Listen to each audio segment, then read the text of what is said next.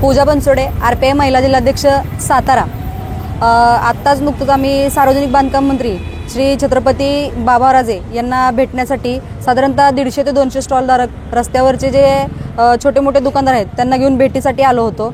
जी रस्त्यावरची दुकानं आहेत यांना नो हॉकर झोन म्हणून पालिकेनं जे मोती चौक ते 501 पाटी हा रस्ता जो नो हॉकर झोन म्हणून आदेशित काढलेला आहे, हा या संदर्भित लोकांना विचारात न घेता काढलेला आहे।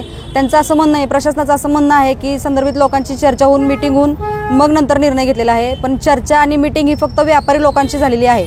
ही जी रस्त्यावरती दुकानं मांडणारी माणसं आहेत यांनी कुठल्याही प्रकारचं अतिक्रमण केलेलं नाहीये।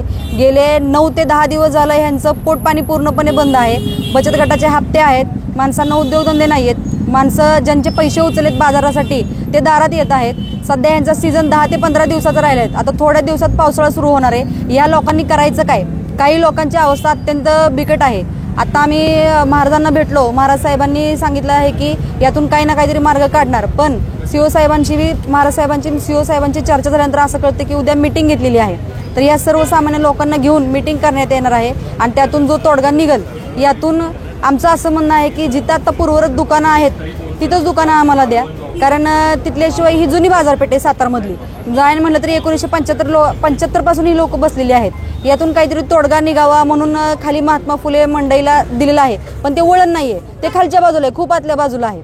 ही जी मुख्य बाजारपेठ आहे ही जर दुकानं उचलली तर ही बाजारपेठ पूर्णपणे ओस पडून जाणार आहे। त्यामुळे नगरपालिका प्रशासनानं या गोरगरिबांचा विचार करावा, यांच्याशी पुन्हा एकदा चर्चा करावी आणि काय असेल तो योग्य निर्णय घ्यावा, एवढीच आमची प्रशासनाला नम्र विनंती आहे।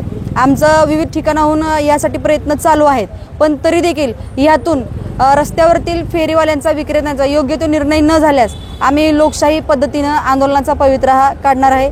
याची प्रशासनानं नोंद घ्यावी। पुन्हा एकदा विनंती करते, गोरगरिबांच्या पोटावर पाय आणून सातारा शहराचा कशा प्रकारे विकास करायचा आहे का भकास करायचा आहे हे पालिकेने एकदा समजून द्यावं।